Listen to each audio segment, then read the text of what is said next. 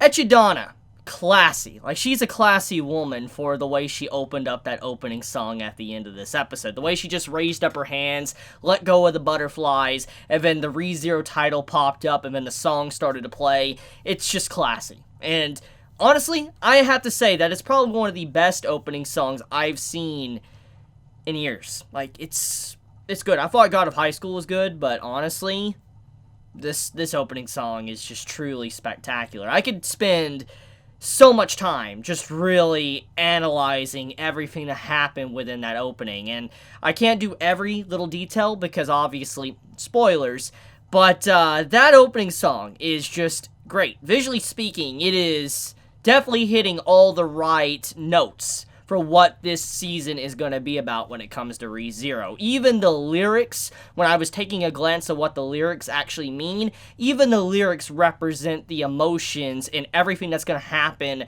within this season. And, you know, as someone that really loves the first opening and the second opening of ReZero, like, I love those songs. Like, I legitimately have listened to those opening songs ever since ReZero came out. Like, I've listened to them on a constant, at least once to twice per month, ever since 4 years ago. That's just how much I love those opening songs, and I never would have thought I would have found an opening song from ReZero that potentially could be in the same tier as those other two, and maybe even past them as I continue to hear it more and more, because honestly, I kept rewatching the opening song on repeat constantly as soon as I saw it, because it's spectacular. It's so good. And so I think it's fitting that I actually talk about that opening first before anything, because there's just so much to really unbox from it. It's so powerful. It's honestly one of the most powerful opening songs that ReZero has gotten. So let's get right into it.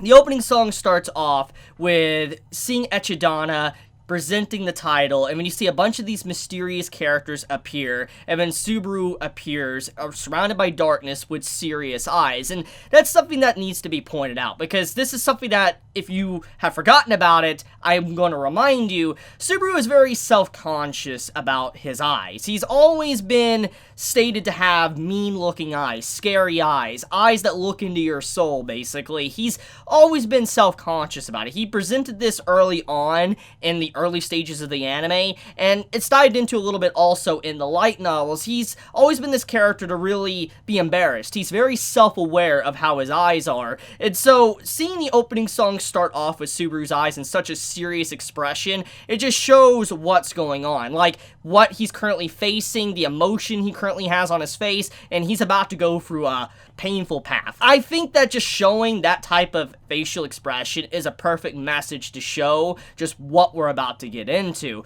So what makes the context of Subaru's eyes so important and why he's self-conscious is that he decided to point out Frederica's teeth and how scary they are. You can see that Subaru is very self-conscious about his eyes, so he should obviously know pointing out someone's features, they might be self-conscious about it as well, which might hint that maybe Frederica is very self-conscious about her teeth.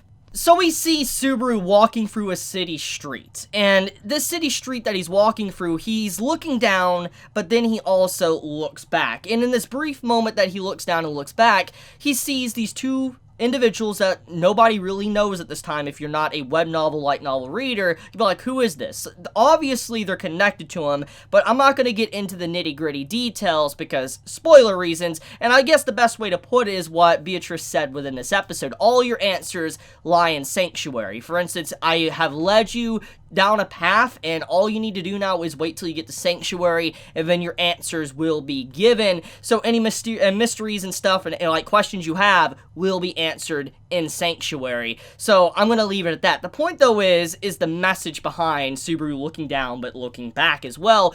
It's kind of like a message of where the opening was going, is that he's going down a path in life and he has regrets. You can see the way he looked back and looked down, he was sad, miserable. He wasn't looking forward in life. He was stuck in life, and he was looking back at the regrets he had before he came to this new world. And then, as soon as that happens, you see how he starts walking forward over the corpses of himself in critical moments of the story. Like the first corpse he walks over is his body against Elsa, and then as he continues to walk forward, you see how he goes over, past his body where he had to end it all when Rem actually succumbed to a curse by the dog biting her hand, which resulted in Subaru having to correct his mistakes and end it just to be able to reset that, to be able to fix everything for Rem, Rom, Beatrice, Rosewand, all of them could be happy once again. So he continues to walk past his body. And this is very important, by the way, I want to point out, is that he's not looking down and he's looking straight. He's not even paying attention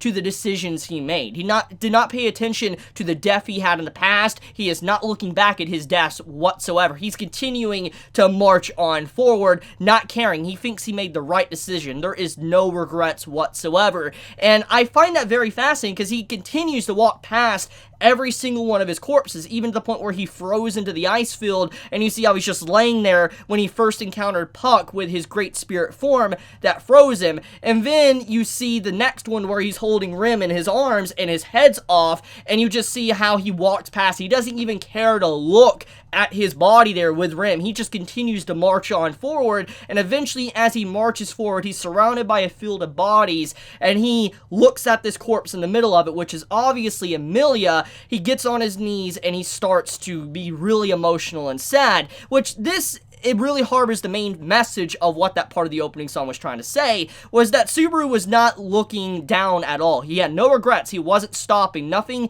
that happened within his past since he got here stopped him. He will continue to march forward. But whatever he saw, the death of Emilia, it caused him to freeze up, stop in his path, and he reached a dead end. Just like he's reached many dead ends that eventually found a way past around it, he reached a dead end that he obviously cannot go past, and that's kind of where he's currently at right now, his emotions and everything. And as he's sitting there in despair, you see this dark black hand come in, which is obviously Satala, trying to grab his heart, and then all of a sudden that darkness breaks, and you see a figure that looks like Emilia wrap her arms around Subaru and says something. And obviously that entire interaction is a reference to the ending of the last episode, the first episode of Season 2, with Emilia confronting Subaru and giving him a hug, embracing him. That's what that scene represented. So what you can get from that is Subaru picked himself back up again thanks to that one moment with Emilia, her saying that she would be there to support him. She would be there to be helpful. She'll be there to be his Rim for this very moment of the story.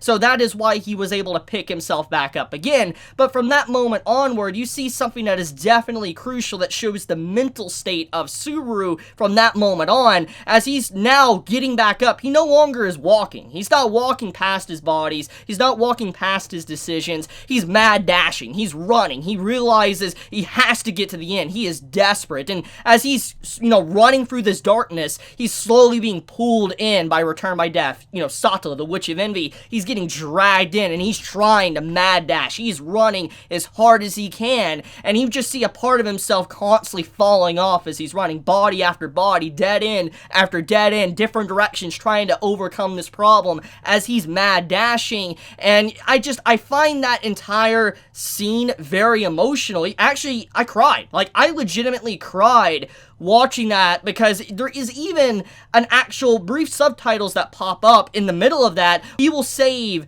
the people he wants to save no matter how many times he has to die, which shows that he's slowly losing himself. You visually see after every death that he's experienced throughout the story, he's losing a piece of himself. He is no longer caring about himself. You can literally see that he's willing to just throw himself just to be able to save those. And I feel like the opening song really hits those emotions properly. It's such a good opening song.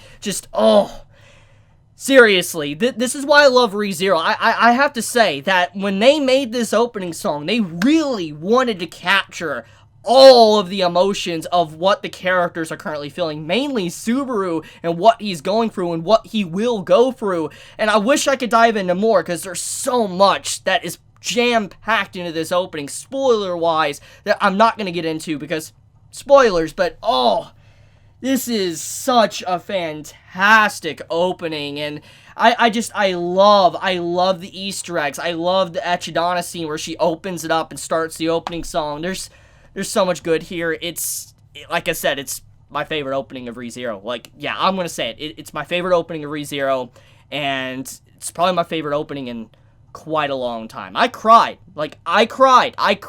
watching this. If I would have been live reacting to this opening, you would have saw me bawling. I was crying. I had that ugly cry. It was good. But okay, so opening obviously out of the way. I know, man, I spent like 9-10 minutes on this. Holy crap. But basically, the opening is good, and I cannot recommend this series enough. If you are somehow watching this and you have yet to actually sit down and watch ReZero, what are you doing? Like, seriously, what are you doing? Watch this godlike series. This is a fantastic series, easily one of my favorite series of all time. I cannot recommend it enough. But okay, so content. Let's actually talk about the episode. So, mysteries. Lots and lots of mysteries are presented within this episode, mainly when it came to the Beatrice and Subaru conversation. This is where I think many are going to have big question marks and be like, wait, what? You see Byakuya literally hint that she knows who Petalugius, Beetlejuice, Sloth, Archbishop Sloth is. She's like, so he has left me behind now, huh? So he is dead. Juice. So she has a nickname for him, which is just a big shock, because everything we know from the first season of ReZero, Sloth was a major hurdle for Subaru to overcome. He was a monster, and it was kind of sad, honestly. You kind of pity him towards the end when Satala slapped him away saying you're not the one, and he got very disturbed and upset about it, and it just makes you incredibly sad. But when you actually look within this, episode, and you see how she mentions him, she's like, wait a minute, so she knows him. So, what does that mean? Is she a part of the witches cult for whatever reason? Is that what that is? Is she like someone that has known him in the past before maybe he was an archbishop? There's a lot of questions that pop up, like how does she know someone like that? Someone that literally works for the witches cult was just that mad. He literally was so mad and so crazy. It's ridiculous. But then there's other things that pop up. You have the witches factor. The witches factor is another big detail that I think many are going to be like, wait, what? So it's revealed that upon Sloth's defeat, the only reason why anyone would normally want to kill an archbishop is to get the witch factor. Now, obviously, people are like, wait, what's a witch factor? That doesn't make sense. Like, well, what's going on there? Obviously, Subaru had no idea what it was. He first heard about it within this episode along with the anime watchers. So what is the witches factor? And Beatrice doesn't really say anything. She's like, if you want to know all about this stuff, you got to go to Sanctuary and you'll find out about the gospel. You'll find out about the witches factor. You'll find out about Sanctuary. You'll find out about all of this stuff. And it's just incredibly important.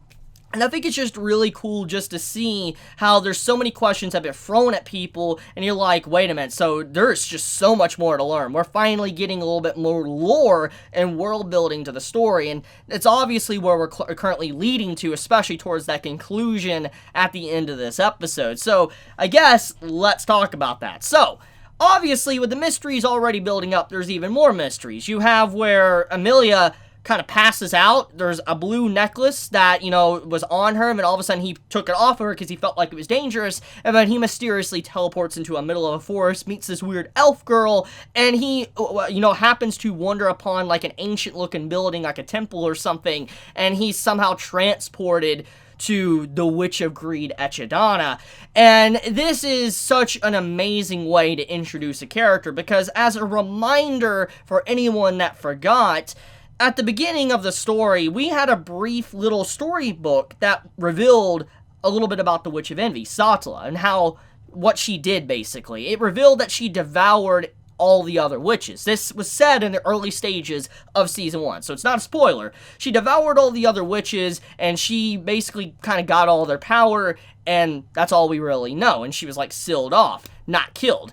And after that point, you're like, now that you see Echidna, how is she here? How is Echidna alive? Because from everything we know from the books, the stories and all that, she's supposed to be not there, but she's alive. So how is a witch of greed literally there. What does that mean? And what does this have to do with the witch's factor?